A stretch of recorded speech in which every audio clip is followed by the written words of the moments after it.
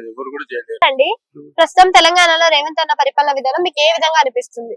మంచిగానే అనిపిస్తున్నది. అంటే ఏ విధమైన మంచితనం పింఛన్ కూడా ఏం వస్తలేదు. మంచిగా అనిపిస్తుందా? 4000 పింఛన్ వస్తుంది అన్నారు, రాలేదు ఇంతవరకు. అంటే ఇప్పుడు ఉచిత పథకాలు పెట్టిండు కదా, వీటి వల్ల యూజ్ ఉన్నాయా లేదంటారా? యూజ్ అంటే ఏం లేదు మేడం, మాకేం లేదు. ఉచిత కరెంట్ గానీ ఉచిత బస్సు గానీ వస్తుంది, ఉచిత కరెంట్ వస్తుంది. ఉచిత బస్సు వల్ల ఉపయోగం ఉందంటారా లేదంటారా? లేడీస్ కున్నది కానీ లేడీస్ కున్నా కానీ పబ్లిక్ కష్టమే, ఇప్పుడు జెంట్స్ కష్టమే అవుతుంది. కొంచెం పెట్టాలి కానీ మొత్తం ఫ్రీగా పెట్టే వరకు లేడీస్ మొత్తం అంత అన్నట్టు ఉన్నది. అంటే ఇంతకు ముందు మనం ప్రభుత్వాన్ని చూసాం.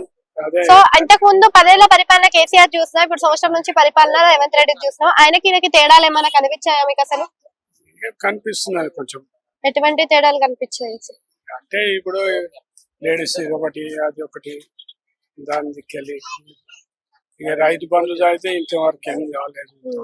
ఈయన రైతు రుణమాఫీ చేస్తున్నానని చెప్పాడు కదా, ఇంకా చేయలే కదా అన్నారు కానీ ఇదివరకాలు రైతు బంధు ఇచ్చారు.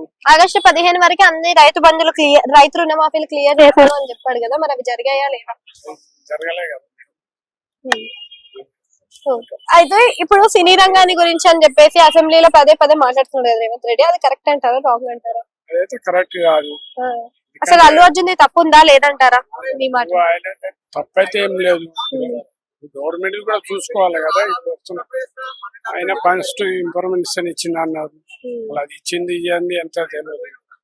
మనమైతే చూడము చేయము.